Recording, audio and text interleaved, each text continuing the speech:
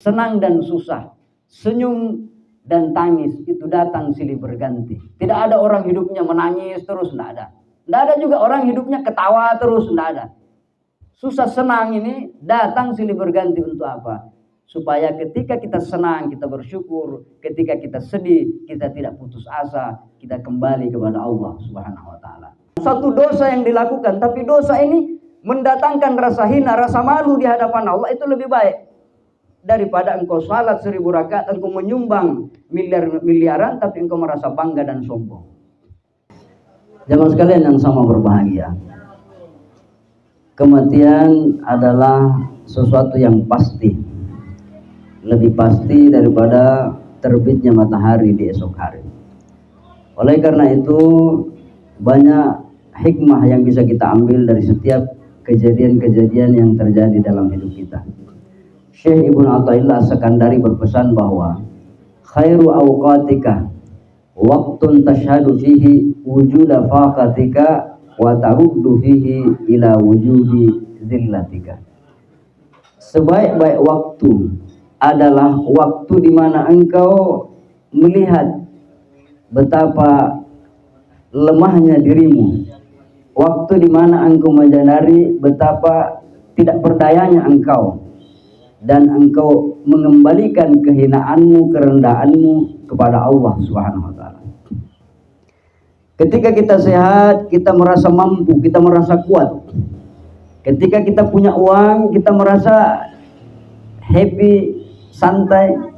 Ketika kita punya jabatan, kita merasa gagah, perkasa, merasa serba bisa. Waktu yang terbaik ketika engkau merasa tidak berdaya. Kapan itu? Ketika seorang yang sakit pergi berobat, dia beli berbagai macam obat, dia datang ke dokter, tidak sembuh-sembuh. Muncullah rasa tidak berdaya, bahwa la haula wala quwata illa billah. Ketika dia punya uang, tidak semua bisa dibeli, tidak semua bisa dibayar dengan uang. Ketika kesadaran itu muncul, itulah waktu yang terbaik. Nah, ketika kita kehilangan anak kita, keluarga yang kita sayangi, di situ muncul betapa lemahnya kita, betapa tidak berdayanya kita di hadapan Allah Subhanahu wa ta'ala. Kemudian beliau berpesan, at-tayyul hakiki antattuya masafata dunya anka hatta taral akhirata aqraba ilaika minka. Meringkas perjalanan hidup bukanlah meringkas perjalanan jarak, tetapi meringkas perjalanan hidup itu seperti engkau melihat akhirat itu ada di depan matamu. Anak kita ini Mulkam, dia kelahiran 1994, artinya dia hanya usianya 30 tahun. Usia 30 tahun itu mudah sekali, ringkas sekali perjalanan hidupnya. Perjalanan hidup yang ringkas itu bukan seperti itu yang dimaksud. Yang dimaksud perjalanan hidup ringkas, engkau meringkas hidupmu sendiri. Bagaimana caranya? Engkau selalu melihat akhirat di depan matamu. Bagaimana itu? Terbayanglah bagaimana azab kubur, terbayanglah bagaimana ketika kita berhadapan dengan malakul maut, terbayang bagaimana ketika kita ditanya mungkar nakir, terbayang bagaimana ketika nanti kita akan berada di pengadilan Allah Subhanahu wa ta'ala. Jadi jamaah sekalian yang sama berbahagia, tidak ada hidup yang panjang. Nabi Nuh 950 tahun lamanya dia berdakwah, artinya usianya 1000 tahun lebih. Begitu juga Nabi Adam. Orang bertanya kepada Nabi Nuh, wahai Nuh, bagaimana rasanya hidup 1000 tahun itu? Berapa lama rasanya? Apa jawaban Nabi Nuh? Nabi Nuh berkata, hidup yang panjang itu sebenarnya singkat saja. Ibaratnya kita masuk di pintu ini, kemudian keluar di pintu belakang. Berapa waktu yang dibutuhkan? Tidak cukup 1 menit. Masuk di pintu depan, keluar di pintu belakang. Hidup ini sebentar.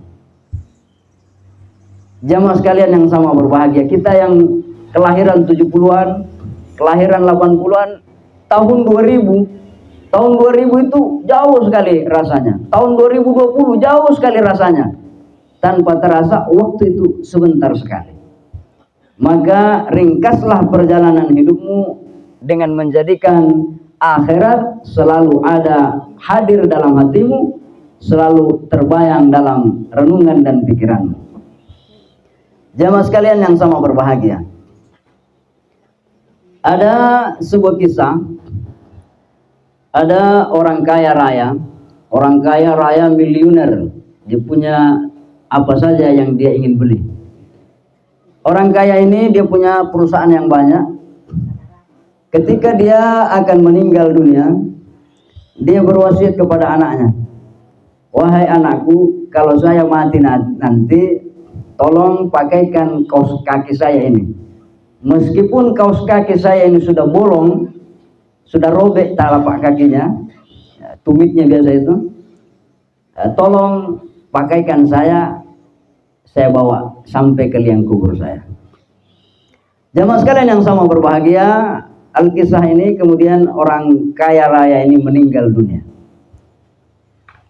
Ketika dia meninggal dunia, anaknya menyampaikan wasiat orang tuanya kepada pegawai syaratnya yang menyelenggarakan jenazahnya. Setelah dimandi, sebelum dikafani, anaknya menyampaikan kepada Pak Imamnya, Pak Imam, tolong, ini orang tua saya punya wasiat, kalau meninggal ada kaos kaki kesayangannya, itu yang dia pakai dari awal ketika dia merintis perusahaannya.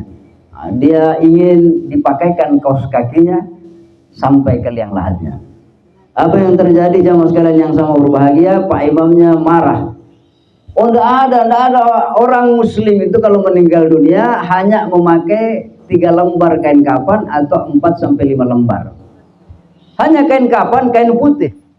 Tidak ada orang meninggal dunia dipakaikan kaos kaki semahal apapun itu. Tidak ada orang yang meninggal dunia pakai jas semahal apapun itu. Semurah apapun dia harus dipakaikan kain kafan. Tapi ini Pak, wasiatnya orang tua saya, tapi tidak bisa. Akhirnya lama berdebat. Apa yang terjadi? Akhirnya dipanggil pengacaranya, penasihat hukumnya. Ketika dipanggil penasihat hukumnya, dia berkata bahwa orang tua saya ini punya wasiat, dan ternyata dia punya surat kuasa. Ada surat kuasa yang dia simpan ke pengacaranya. Jamaah sekalian yang sama berbahagia, setelah dibuka surat wasiat itu, apa isinya? Orang tuanya mengatakan, saya tahu sekarang ini engkau sedang berdebat dengan pegawai syarat tentang wasiat saya, selembar kos atau sepasang kos kaki yang menjadi perdebatan antara engkau dengan pegawai syaratnya. Jamaah sekalian yang sama berbahagia, orang tua ini berkata bahwa saya ingin menyampaikan kepadamu bahwa sekaya apapun orang, sehebat apapun orang, bahkan selembar kaos kaki yang robek pun tidak bisa dia bawa mati. Padahal orang kaya ini miliuner, orang kaya ini hartanya miliaran, tapi hanya untuk membawa sepasang kaos kaki yang sudah robek tidak dibolehkan dalam agama. Apa maknanya? Bahwa segala apapun yang kita kejar di dunia ini semuanya akan kita tinggalkan dan tidak memberi manfaat kepada kita kalau kita tidak menggunakannya untuk beramal dan mendekatkan diri kepada Allah. Jamaah sekalian yang sama berbahagia, maka yang dikhawatirkan bukan jabatan, yang dikhawatirkan bukan harta, yang dikhawatirkan bahkan bukan dosa. La yukhafu alaika an taltabisa turuka alaik. Tidak dikhawatirkan, tidak ditakutkan engkau salah jalan, engkau melalui jalan yang bermacam-macam. Yang dikhawatirkan innama yukhafu alaika min ghalbatil hawa alaika, ketika engkau terpedaya oleh hawa nafsu. Dosa tidak berbahaya. Apanya berbahaya? Nabi Adam juga berdosa. Yang berdosa ketika engkau bangga dengan dosamu. Dia cerita kemana-mana, saya menjudi di sana, saya main, saya menang. Dia cerita di mana-mana, saya sudah berzina, saya membunuh, saya sudah melakukan hal ini, saya mabuk sampai pagi, saya sabu-sabu sampai bangkrut dan seterusnya. Dia bangga dengan dosanya, dia happy dengan dosanya.